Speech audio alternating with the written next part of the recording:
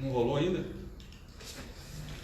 Boa noite, meus irmãos. Saudação na paz de Cristo a todos. Quem vos fala, pastor Eduardo Cassiava. Conforme nós combinamos, a partir das 21h30, nós iríamos dar início ao nosso vídeo. Nessa live, tratando sobre temperamento. Quantos de nós já ouvimos falar que as pessoas dizerem no seu dia a dia, aquela pessoa, fulano e ciclano, são um tanto quanto temperamental. Temperamento é algo que as pessoas pouco buscam informações sobre isso, mas que é muito importante nós buscarmos conhecimento sobre o tema para que possamos entender melhor como nos relacionar. As pessoas, elas buscam informação de tantas áreas, de tantos objetivos, mas sequer buscam informação para conhecer a si próprio.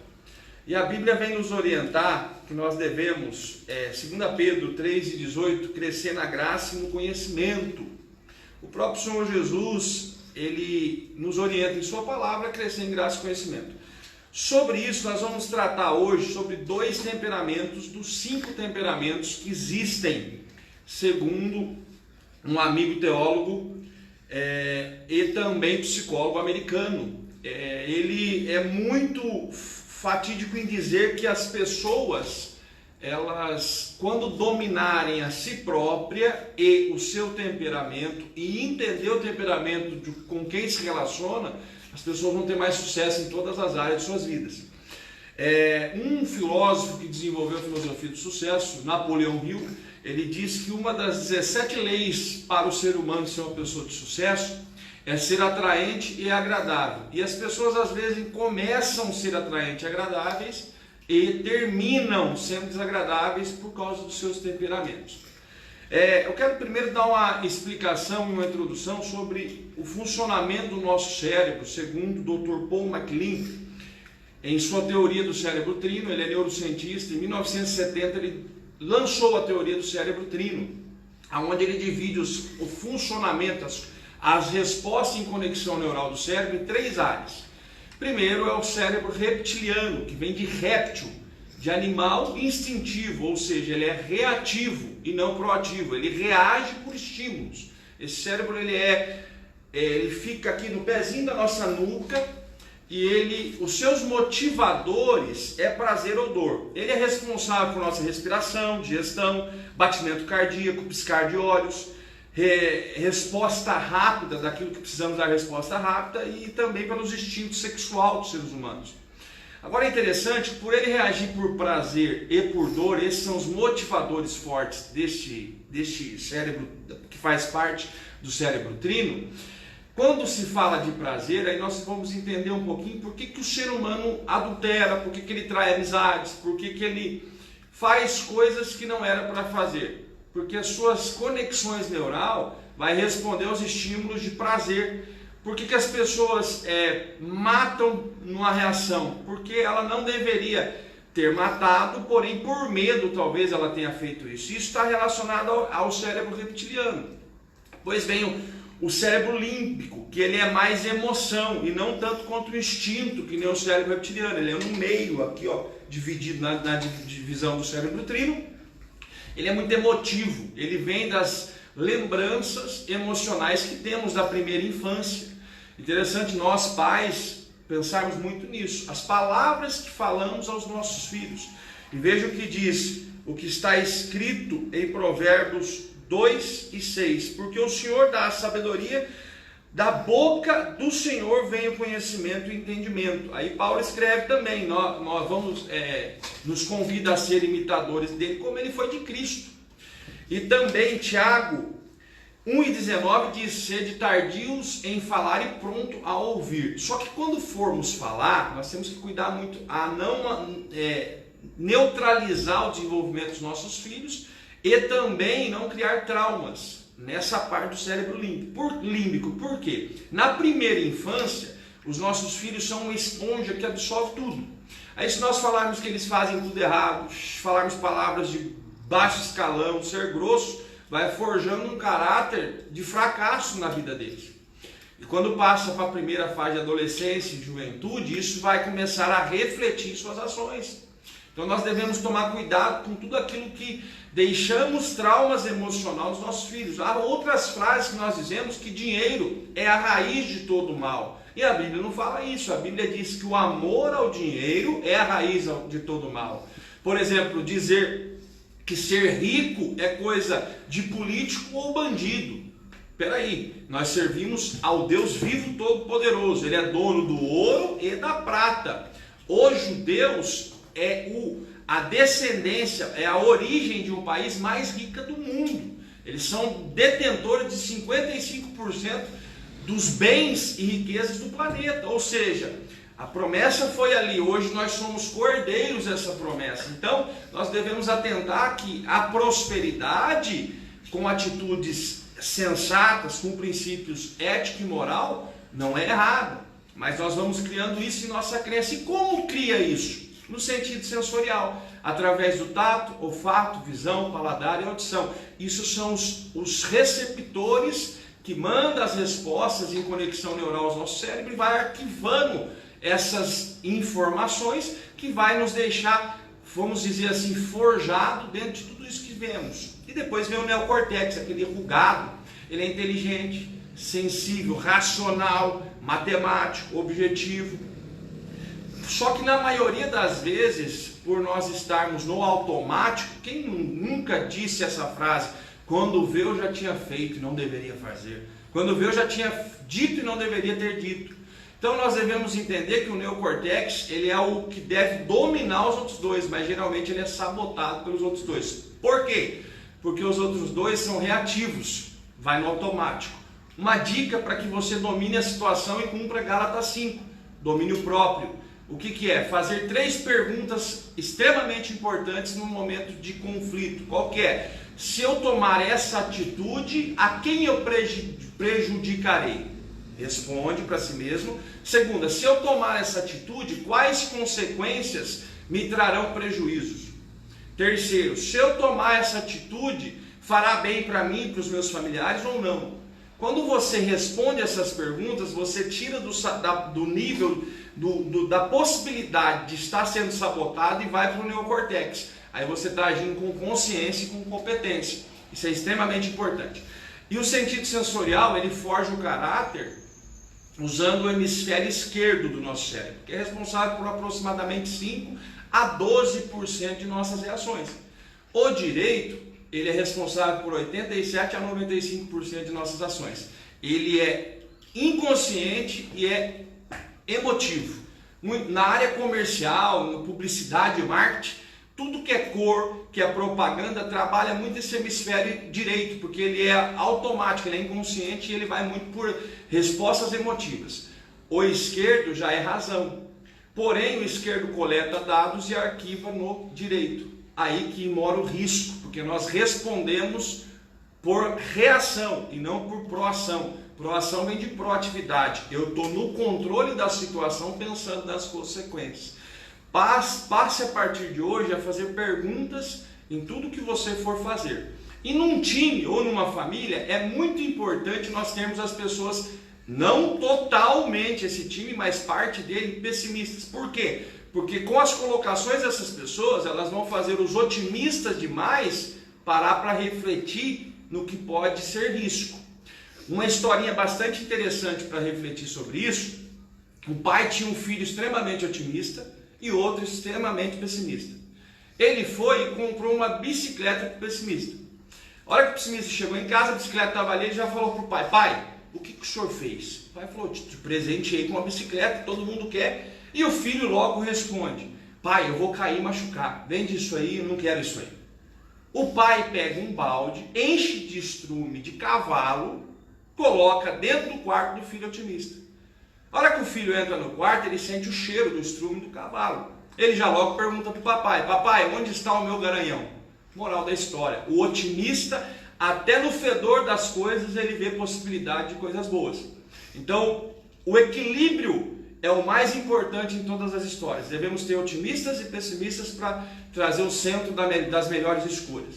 Ficou claro a questão do cérebro, do funcionamento do cérebro e dos hemisférios do cérebro.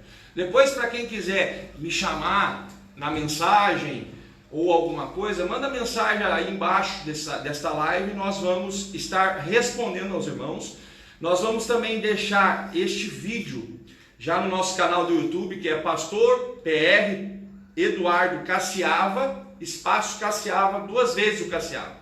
Entra no canal que você vai ver esse vídeo disponível também, compartilha, dá o seu like lá, se inscreve para receber mais conteúdo, que é muito relevante para os nossos dias, informações e conhecimento. Tratando do funcionamento cerebral, agora eu quero trazer para os irmãos a questão de 2 temperamentos: o melancólico analítico e o colérico dominador. Vou primeiro trazer as qualidades deles e depois as inclinações. E também comparar um personagem bíblico de cada tipo dessas personalidades e como trabalhar a si próprio, você dominar esse tipo de personalidade, se assim você tivesse esse temperamento, e como você conviver com pessoas que têm esse temperamento. Vamos lá. Primeiro exemplo é o melancólico analítico. Ele é introvertido, ou seja, para ele as respostas sempre vêm de dentro para fora, tá? Ele, por ser introvertido, ele fala pouco, mas quando fala de forma assertiva. De tanto pensar para falar ou pensar para tomar atitudes, essa pessoa, ela tem no seu cotidiano de dias muita dor de cabeça. Uma forma de você discernir se você é um melancólico, analítico, uma das respostas é muita dor de cabeça, porque a pessoa pensa muito para tomar qualquer decisão ou dizer qualquer coisa. As suas forças: é sensível, alma de artista, ou seja, tem muita criatividade. Para você que é líder e trabalha e fazendo gestão de setores em igreja ou empresas, é muito importante você extrair da qualidade dessa pessoa o resultado. Então, se ela é criativa, delega a esse tipo de pessoa funções e trabalhos que a criatividade vai trazer bons resultados. Ela é observadora, detalhista e perfeccionista. A pessoa que tem esse temperamento, ela é observadora, detalhista e perfeccionista. Por ter essas qualidades, algumas pessoas veem a resposta dessas qualidades como falha, como inclinação, como fraqueza. Ela é lenta em dar resultados comparado a outros temperamentos. Então ela não vai dar o resultado na mesma velocidade que um colérico dominador daria. Porém ela entrega com mais perfeição. Se eu tiver que sair de um ponto A, aí tem o B, o C e o D, o colérico dominador sanguíneo, ele vai sair do A e pular direto para o D. O analítico melancólico, ele vai A, B, C e D. Ou seja, ele vai passar em todas as etapas analisando os riscos. Então a possibilidade de ser mais assertivo é muito maior. São fiéis e leais. Essas pessoas dificilmente vão trair em relacionamento de amizade, conjugal, profissional. Quando elas entram num projeto, dificilmente elas vão abandonar. Verdadeiros e justos em suas respostas, sempre têm sinceridade e senso de justiça. E são muito responsáveis. Como você discerne essas pessoas? Analise se ela fala pouco, se ela busca momentos de solidão no seu dia, por exemplo, quer ficar num lugar isolado. Para trabalhar, ela prefere trabalhar num ambiente que não está todo o grupo. Quando você conversa com ela, ela não fala muito, mas quando dá respostas, as respostas são assertivas. Entendendo que ela fala pouco e que ela demora um pouco a dar as respostas, mas por demorar entrega respostas mais assertivas, você tem que entender que cada pessoa dá o que tem. Se você agora conhece essas informações, você tem mais a dar em paciência e compreensão do que as pessoas que não têm esse conhecimento. Então, se você tem alguém na sua família, na sua igreja, na sua empresa que tem este temperamento, seja um bom gestor e faça com que ela dê resultados surpreendentes, porque o gestor, o líder, é o que delega cada temperamento para atuar nas áreas que pode dar mais resultado. Então faça isso. Essas pessoas, nos seus pontos de inclinações e fraquezas, são inseguras. Dificilmente elas são aventureiras de trocar trabalho por propostas supostamente maravilhosas. São muito exigentes e líder com déficit. Por quê? Por ser exigente e se não tiver conhecimento de temperamentos e comportamentos, essa pessoa, por exigir demais, às vezes ela cobra demais o que as pessoas em temperamento distinto não têm para dar o resultado esperado, por não saber delegar o que aquele temperamento poderia dar de mais resultado. Já disse que tanto pensar tem muitas dores de cabeça, se irrita com facilidade, troca de humor o tempo todo, ao mesmo tempo que ela está sorrindo, ela não dá bom dia para ninguém. Não expressam seus sentimentos. Então, se você é casado com um melancólico analítico, você sabe que ela é perfeccionista, detalhista, observadora, sempre faz tudo com muito zelo. Você já sabe que essa pessoa dificilmente vai falar para você, eu te amo na frente das pessoas, vai ficar te adulando, vai ficar te puxando, me permita assim dizer, o saco. Então entenda, ela ama demais, porque ela é fiel e leal, mas ela dificilmente vai expressar isso com palavras. Este temperamento expressa os sentimentos com atitudes, não somente com palavras. Então veja as atitudes, como? Se ela cuida bem dos detalhes da casa, dos filhos, se esse liderado cuida bem do setor a qual está fazendo parte, mas não fica puxando talvez a sardinha sua como líder. O importante é o resultado, não é puxa-saquismo.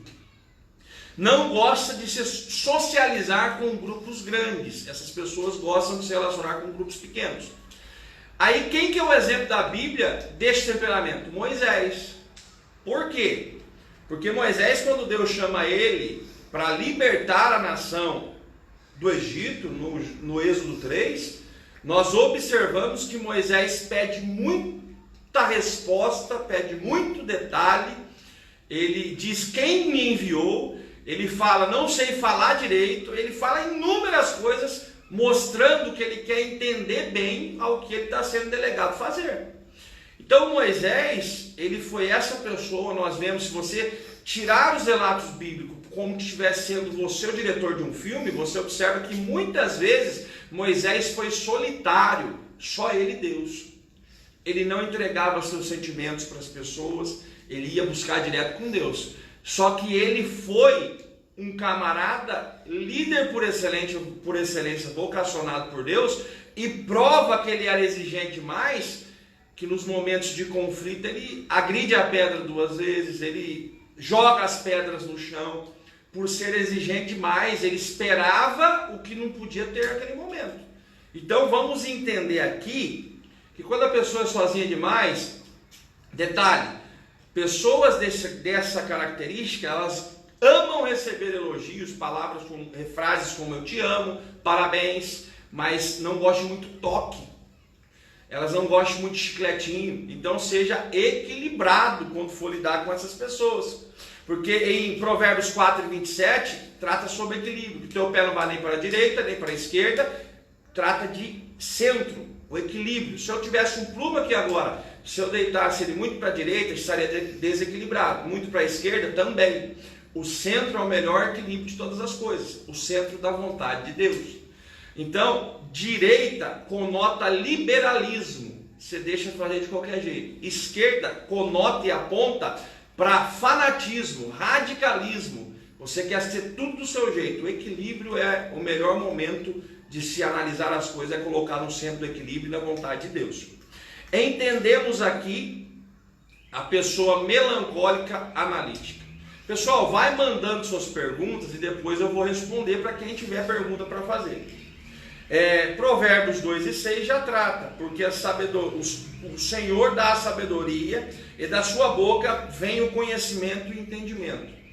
Essas pessoas, elas cumprem essa passagem bíblica e também Tiago, quando diz ser tardio em falar e pronto a ouvir. Para que a gente não dê no dito popular, isso não está na Bíblia, mas é um dito popular, bom dia cavalo. Quem muito fala se enrola nas suas próprias palavras. Quem pouco fala, quando fala, é ouvido e é escutado pelas pessoas.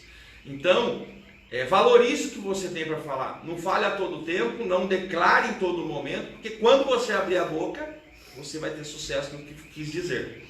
Podemos trazer partes deste temperamento para nós? Com certeza. Pratique isso durante 21 dias, que o seu cérebro já vai começar a entender isso como um hábito. Depois continue persistindo, logo, tão somente, seu cérebro vai ter conexões inconscientes para que isso venha a ser um hábito na sua vida. Agora, vamos analisar o exemplo e detalhe. O analítico colérico, ele é criativo, então ele cria projetos, ele cria objetivos. Olha que interessante como é uma engrenagem, um precisa do outro. O segundo temperamento que nós vamos falar hoje, e hoje vai ser só esses dois, depois em outros vídeos nós vamos falar de mais, é o colérico dominador. O colérico dominador, ele é o executor, ele não é tão somente criativo, e nada quase criativo. Pode ter criatividade? Sim, porque nós temos percentual de temperamentos, podemos ter 2, 3 e assim sucessivamente. Então, o colérico dominador, ele é o executor e por ser executor, ele é extrovertido e não introvertido. Então, ele é influenciado das coisas que vêm de fora para dentro. Temos muita facilidade em motivar essas pessoas, porque elas têm captação muito fácil, sensores para receber motivações. As forças dessas pessoas é prático, objetivo, ativo e rápido. Isso é risco, porque ela pode ir do A ao D, não respeitando o B e o C e analisando os riscos. Orientado mais a metas do que pessoas. Essas pessoas são egocêntricas. Se elas têm objetivos em empresas, em família, elas pisam nas outras pessoas para realizar metas. Então, lembra do equilíbrio, nem para a direita, nem para a esquerda, o centro. Você que tem esse temperamento, entenda que pessoas valem muito mais do que resultados. Se você estiver sozinho, você dá um resultado. Se você tiver um time, o resultado é muito maior do que você faria sozinho. Trata-se de sinergia e não energia. Em afetos, é construtivo, porém faz pensando em ser o dominador, líder nas relações. Em questões afetivas, seja matrimônio, filhos, amizades, ele é muito afetivo, expressa afeto, mas com a intenção de dominar a situação. Dificilmente ele vai ouvir o que você tem a dizer e praticar. Ele pode até ouvir por senso de inteligência, mas dificilmente ele vai aceitar. Persistente, vai até realizar. Isso é uma qualidade muito, muito, muito boa. E aí essa pessoa colérica dominador, se ela tiver um melancólico analítico junto dela, na família, na igreja, em projetos, empresa, ele equilibra. Porque se ele é persistente, o melancólico é analítico, na persistência do colérico, o analítico entra vendo riscos. Tá? Os maiores líderes do mundo têm esse perfil, inclusive o da Bíblia é Paulo, o antigo Saulo. Inclinações, é centralizador, tudo tem que ser feito do jeito dele, por ele. Ele pensa no resultado mais do que em pessoas. Para presentear as pessoas que ama, liderados, ele escolhe baseado no seu gosto, por ser centralizador. Por exemplo, ele vai dar um sapato para a esposa, ele vai dar o que ele mais gosta, e não o que a esposa mais gosta. Então ele é centralizador. É dominador no extremo. Todas as decisões finais têm que passar por ele. Então essa pessoa dificilmente ela pode ser um líder sênior. O que é o líder sênior? É aquele que é o cabeça da equipe. Ela tem que ser um líder júnior. Ela tem que ter um sênior que não seja tão centralizador, que tenha mais facilidade de delegar. Tem dificuldades em acertar pontos de vista contrário ao seu, porque ele vai de A a D rápido, ele não passa pelo B e o C. Então quando você vai mostrar os riscos do B e do C para essa pessoa, ela tem dificuldade. Existe uma técnica que eu vou tratar no final, que é a técnica sanduíche, de dar feedbacks. E dificilmente perdoa. E ela é tão difícil perdoar que ela torna-se um tanto quanto vingativa. Tá? Então, você que tem esse temperamento, perdoa, porque no Pai Nosso nós vemos: perdoa as minhas dívidas como eu perdoo os meus devedores. Descorrendo o texto, nós vemos que Jesus é enfático, que nós devemos perdoar para ser perdoado. A técnica sanduíche, para colocar no equilíbrio essa pessoa, quando você for tratar com ela em família, projetos, profissão, igreja, técnica sanduíche é o quê? O sanduíche ele é feito de 2 camadas de pão e a proteína. Vamos falar do hambúrguer. A proteína é a carne. Entendendo isso, o carboidrato é mais fácil de ter digestão do que propriamente a proteína. Então, na técnica sanduíche, eu entro com uma fatia de pão, que é mais fácil a digestão, e abre portas. Coloco uma fatia de sanduíche, de proteína, que é um hambúrguer, que é mais difícil a digestão, só que eu já abri com uma fatia de pão, e fecho com outra fatia de pão.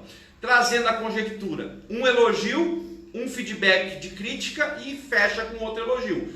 Então as fatias de pães são elogio e a proteína é a crítica. Por exemplo, vou criticar um dominador colérico porque ele tem chego atrasado nas reuniões. Querido, olha só, você tem um potencial muito grande. Eu quero de antemão te agradecer por ter o privilégio de trabalhar com você na equipe. Os resultados estão realmente sendo aquilo que nós esperamos.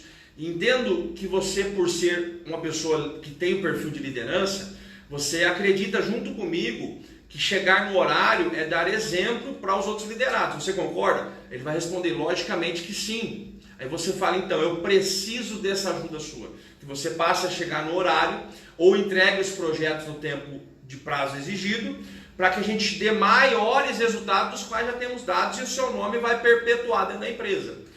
Aí coloquei a proteína, fecho com outro elogio, porque realmente você é uma pessoa de extrema importância para o nosso time, para a nossa empresa, para a nossa família, para a nossa igreja. A receptividade desse tipo de feedback é muito melhor do que você simplesmente contrariar a pessoa. Pense nisso. Para fazer isso, precisa de Provérbios 4:27, equilíbrio. Você tem que ter domínio próprio de Gálatas 5. Então você tem que dominar aquela vontade de colocar a tua opinião, de falar o que você pensa naquele momento e saber primeiro aproveitar, porque nós somos os gestores dos nossos resultados. Não existe fracasso e nem sucesso. O que realmente existe são resultados. Quais resultados você tem construído? Então, entenda isso. E para basear essas duas pessoas no relacionamento para se dar certo, tem que estar no segundo maior mandamento de todos, que é amar o próximo como a ti mesmo. Eu quero fechar essa live hoje entendendo você que para amar o próximo como a ti mesmo é a ordem. A gente já foca logo em amar o próximo. Mas você já tem parado para analisar se você tem se amado? Eu vou fechar com uma história de uma coaching, num treinamento de coach sobre inteligência emocional. Uma senhora de 60 anos, ela para o treinamento e fala para o rapaz, mas esse negócio de amor próprio, de empatia, de autocontrole, isso não faz sentido para mim, porque eu vivi uma vida com o meu esposo fazendo tudo do jeito dele. 30 anos de casada, abandonei faculdade, abandonei amigos, abandonei minha vida para viver para ele. E agora que eu tive filhos e fiquei já em densidade, ele me trocou por uma menina. Aí o treinador, o palestrante, disse para ela, sabe onde está o erro? Em você. Ela assustou. Aí ele concluiu, porque você perdeu o amor próprio. Quando você fez tudo do jeito dele, você deixou de amar você e quebrou os limites que deveria ser imposto a ele. Por exemplo, você fazer uma faculdade não é nada de errado. Você impõe para ele que você vai fazer a faculdade porque vocês são duas pessoas vivendo na sua carne.